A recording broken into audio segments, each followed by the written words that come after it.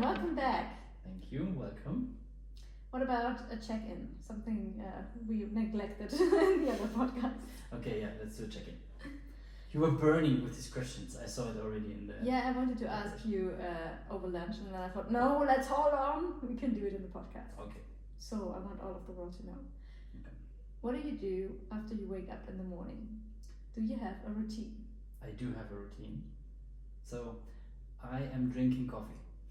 So you get up and go to the coffee machine. So as you know, I have a filter coffee machine. Mm-hmm. So the process of making coffee is a bit different. So I have to boil the water. In that timing of boiling the water, I clean the kitchen counter if there's anything on there. Oh yeah. Then I'm taking out the filter and I'm grinding the coffee. And that's already my first start into the day. I try to be not distracted by any social media or anything. And then I'm making my coffee. It takes about 4 minutes to brew. And whatever is there, if there's stuff laying around, it doesn't matter. I'm sitting down with my coffee and I'm drinking this first coffee in quiet. That's my first thing. I started to drink a decaf.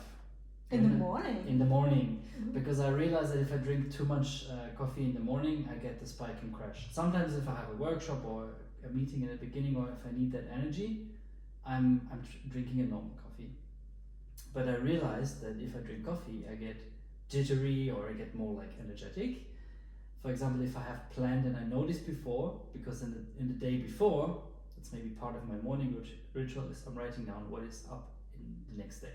Oh, so you prepare your mind. Yes, so I'm trying to close everything off, and then I'm looking at the calendar for tomorrow, and then I know, for example, I have to review a document. I would maybe drink a decaf. Nice. And then I'm cleaning the house. It takes me a lot of mental energy and willpower, but I try to then leave the house completely sorted before I go to work. And if I'm sitting at my desk, I will start to clean everything as well, and then sit at the desk. Nice. It's a very, very short morning ritual.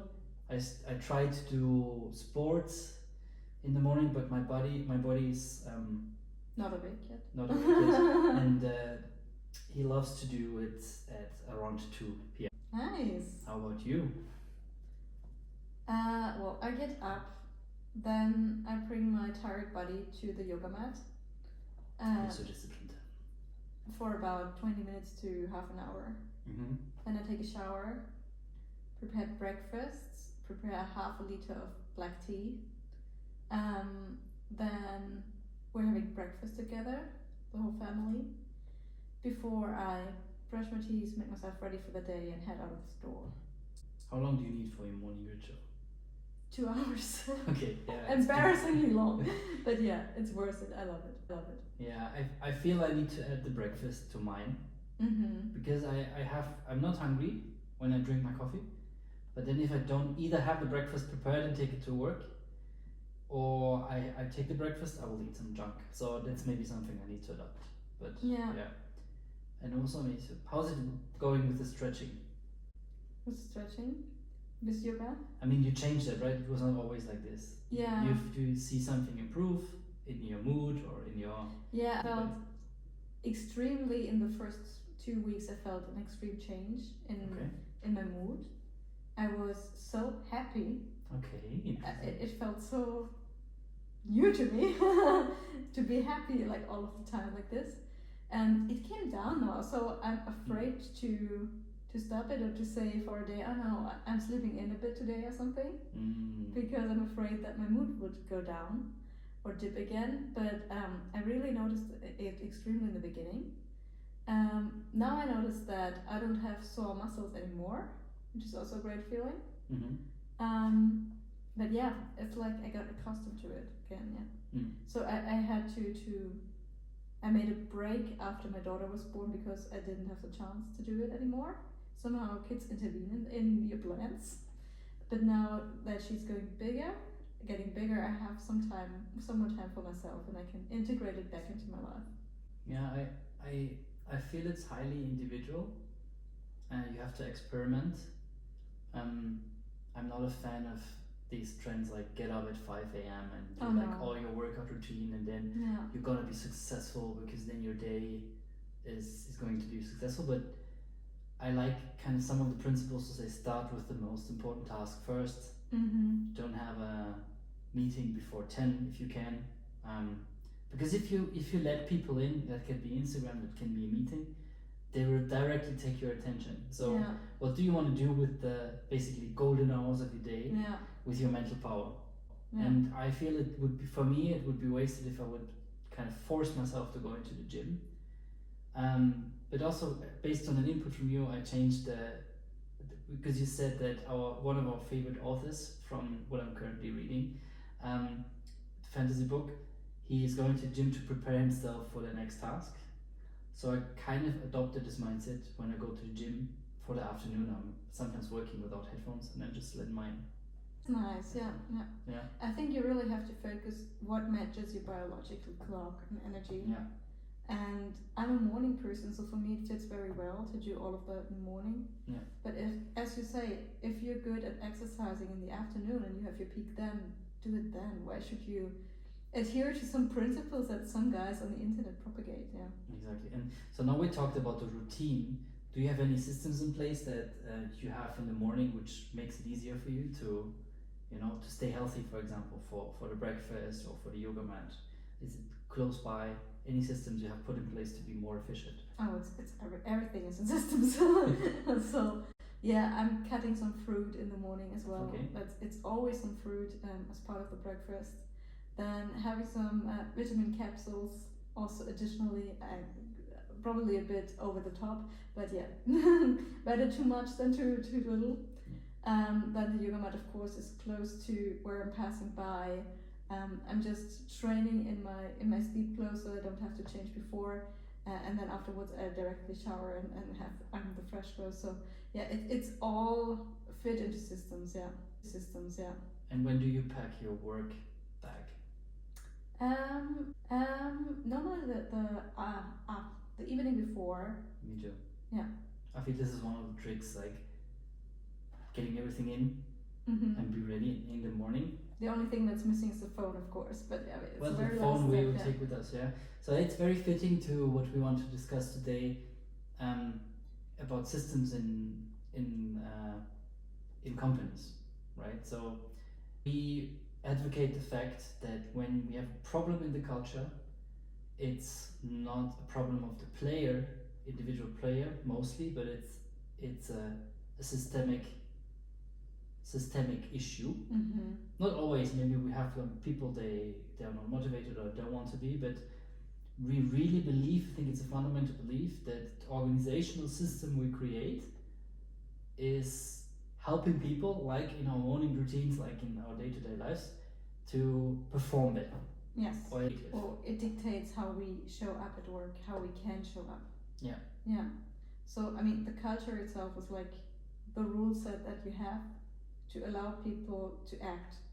I realized that when I was working in one company and then in the second one, and colleagues from the first company joined the second company, and it was like getting to know them totally different, like new people. Not on a personal level, of course, but how they acted, how we collaborated was different, and the reason it was different is because the operating system was different. So the culture was different. What made you successful in the company was different.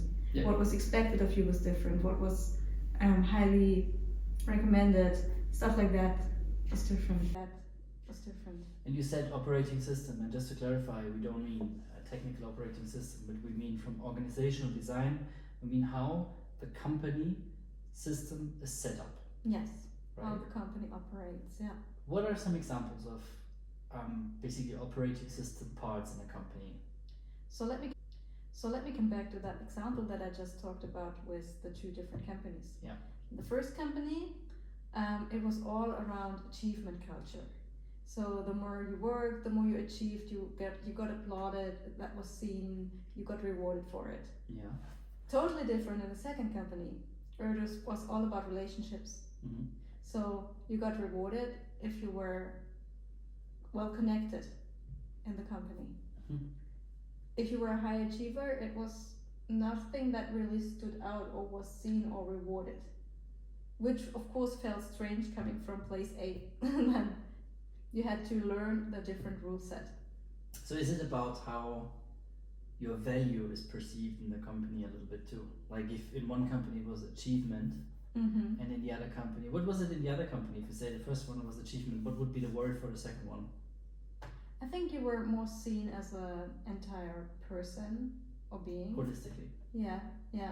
It was more like, it's great that you're with us, and we are sure that you do your best to be here and to participate. Yeah. But it's not like we compare you to what you do, to what others are doing. Yeah. So now you described the culture aspect. What was the system basically underlying? Were there some management tools or systems where you could see they were different between the two? Different KPIs for sure, in both. KPIs, okay. And linked to the KPIs, salary, of course, and bonus systems were totally different. And that, I think, is a key part, is the KPIs, because the KPIs are really enforcing the behavior that you are seeing. Yeah, if they're lived. I took some notes for in preparation. I had 3 questions, and you can agree with me or not. That's why I didn't share them with you at the beginning. So we have a live conversation. So the first question, what culture is how, which behaviors are demonstrated by leaders, and not and demanded by the people. So kind of this role modeling aspect. So this is one which is basically impacting the culture, right? This is one question. Correct. So how do leaders behave, you mean? How do leaders behave? Right? And what do they expect from their workforce? Yeah. Is the second part. So if they say, we want you to be always on time, we want you to deliver and attend a meeting, but they're never on time and they never leave. So there's a mismatch, right? Yeah. So that would be one question, how to see the culture. So what would be the system? Could be a system to basically align these two? Is that a training? Is that the town hall? Is that what is it? Well, I think in the example that you just brought, that's just bad self-reflection, because normally you lead by example. Yeah. And that's one of the first leadership principles that you should adopt. Yeah. That you don't expect anything from your team that you're not willing to do or deliver the same way. Yeah. So I think a very good tool that we all need to remember from time to time is to reflect. Yeah. And to try to see ourselves through the eyes of other people, or to actively ask for input, feedback. So the feedback would be kind of the system, right? So if we have one bad leader, say bad leader or behaving in a bad way, can we blame the player or do we play the system in that case? It depends. How are the other leaders reacting? Right. Are they the same or is it different? Yeah. Right. So if we see in the context that the other leaders are reacting the same, we have kind of an indication that maybe the culture or the system could be wrong. For example, the KPIs don't allow us to spend. We had the P&C culture, had the people and culture example last time in the last episode. Does their workload allow them to be good listeners, good leaders, right? Yeah. What do they stand for? What does the leaders stand for? It's another point. What values do they have? I saw recently an Instagram video I loved a lot from a hotel chain, and the director of the hotel chain, she stood there and she's like, I know you're all tired. I know it's a lot going on in the world. We at the front desk, we're receiving you, we're welcoming you, and we love what you do, that you come to us, but also I feel there's a lot of lack of respect towards the people who work here. So she basically made that clear, and she said, I want us to come together with respect. But she would also then stand there if there was a bad customer, like a complaining customer, and would protect the employees. So what I'm saying is she has this value of respect. Yeah. She hopefully acts in a way that she has respect, she's respectful, and then when something happens, she's proactively stepping in and protecting their people. So that's a complete kind of good example of how this leader live their values. And not only their values, what you just described is how they live their culture. Because if you define it, culture is the sum of the values that you have and the behaviors that enforce them. Yeah. And together that builds the culture. So the behaviors that enforce them is basically also part of the system. Yeah. Right. So we have also, and these behaviors sometimes, if you're lucky, they're somewhere as part of principles, or they have been discussed with the employees and they're somewhere on the wall. But if you're really lucky, they're lived. Yes. And that's what also makes our job a little bit more tricky. If we go somewhere and we analyze the culture, we need to talk to the people. We need to do culture analysis, right?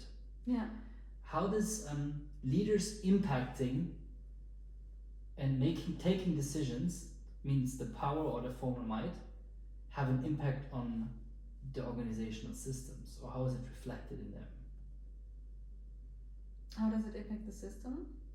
How is it reflected? It's a better question. How is it reflected in the organizational system? That's a direct impact, right? The more they decide on their level without consulting their people, without delegating down as well, the more it's direct and controlled approach instead of having self-organized teams, having empowered teams where people can bring in themselves, can take decisions for themselves. So also it creates more bottlenecks if they are the ones implementing or taking the decisions on the top level. Yeah. We already see you said direct and control, we already see in the current world that there is a shift to more authoritative powers in some of the countries. Yeah. How does that impact the system or the culture, the behaviors at work, in your observation? So I see, especially here in Europe, that people are not reacting well to be taken away some of the might that they were given a few years ago, from where they were taught that they were self-empowered, they should take the decisions that they see necessary, and now all of a sudden this is taken back and it's said, no, you have to get approval first. And they rebel against it and say, no, that's not what you taught us. We are empowered. How can you now come and say, no, you have to get approval? How much of this empowerment was a lie? That's a good question. Yeah, because really,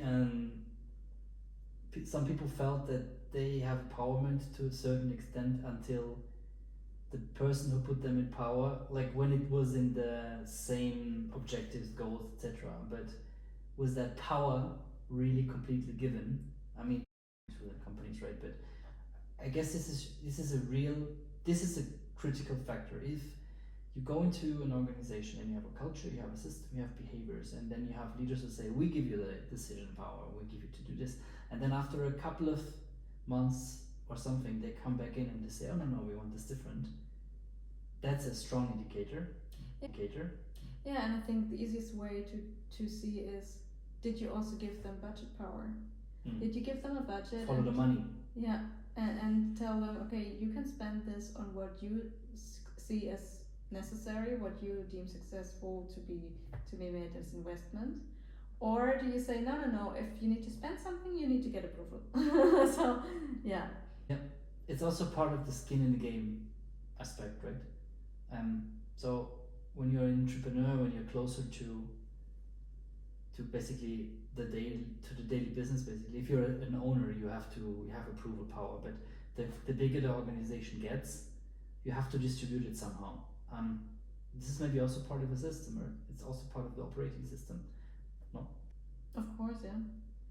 Okay, so to summarize, we have a few things. We have the operating system of the company. There is the management instruments we have. There is how the formal might is distributed.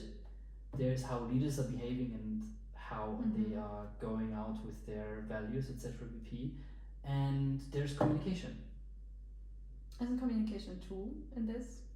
Is communication a tool? So okay, let's put it on a layer down. So communication is a tool. I strongly believe that this communication needs to be part of this, but it needs to be part of a systemic change if you want to change the organization. So what I mean is, if you run a town hall, if you run talk to the CEO, Q&As, etc. Okay, fine. If we have an output, what's happening with that output? Is there a system change happening? Are people getting fired? Are people getting hired? Are people getting trained? Yeah. So you mean instead of lighting a light fire and then having a go and that's it, Yeah. Just really have long-term implementation, sustainable actions that all align. Yeah, exactly. Yeah. So what are other tools in there? Like when you say communication is one, what are other tools? Implementing it into goals, for example. KPIs, OKRs, right? Yeah, I also think about personal goals here. The career path. The career path, not so much, but more making it a goal of your leaders, assigning them different ones that you want to see to have changed, and then it has a ripple effect into the organization. So you assign the goal to the leader, and they will ripple it out over the organization, basically. Yes. I don't even know if that's a word. Okay. So that's an objectives and involvement and strategy.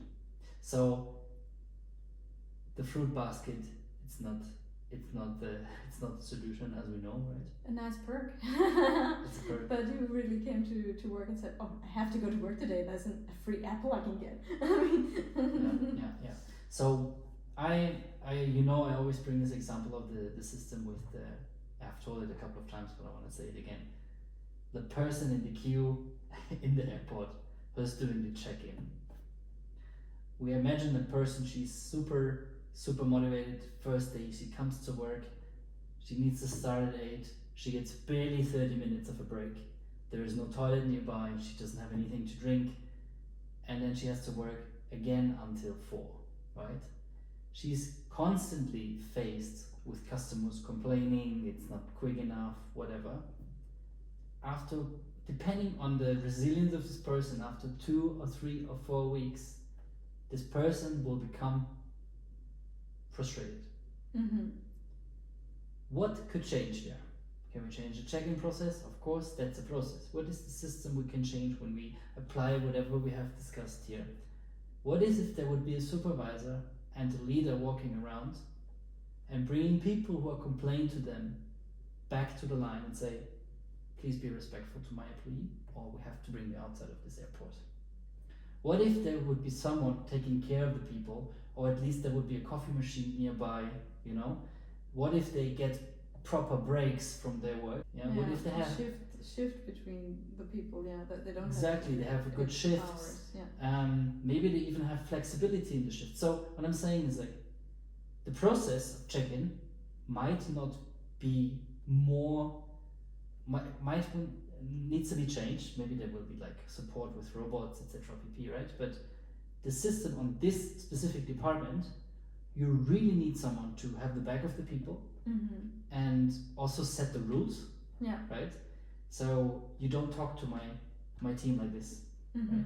And so when someone says this person at check-in counter was mean to me, it's not necessarily the player, it's really the system. And this is for me, this is a kill. For me, it's one of the killer examples, to be honest. Yeah, it illustrates how we understand change management, right? It's not about creating lengthy communications and stuff and changing people's mindset by emphasizing a message over and over and over again, but looking at, okay, what has to change in the way you work? How can we change the structures, the KPIs, whatever management tools that you have, to make you behave inherently as you want them to behave? By Create the default, environment, by where default. people can act as you want them to act. And if we take a more life science focused example, is what if we would have a group of scientists or people associates working in the lab, who seem demotivated and don't have any kind of results, or the results are going down. It's not if it's a whole group, right? If you see this change over the whole time, it's maybe the system. Maybe they get too much requests. Maybe they get too distracted. Maybe they have to do too much admin work. Maybe we can give them a lab assistant to do all their admin work. Could be a change, and this is, I guess, this is how we understand change management. And also when we do initiatives or changes, when we do something which makes sense to people, we don't have to convince so much. Yes. I've rolled out a couple of projects where we had to convince people that this makes sense. But if you really step back 2 or 3 times, and we said this already, it doesn't. It's too complicated. The process is too complicated, or whatever, right? So we can believe a little bit in the common sense of people. That was quite a round of systems, and thank you very much for your insights. Anything I've missed to mention on culture, change, systems, or tools? No, I just want to re-emphasize. There's often the misconception that organizational development is around communication only. Mm-hmm. Yeah. And it's a piece of it, but it's not the centerpiece. Yeah. There is so much more. So, yeah, let this be the closing words. The closing words would be, I will try yoga in the next week every day and let you know how it works. Yeah, let me know how you feel. Thank you, Karen, and have a good weekend. Bye-bye. Bye.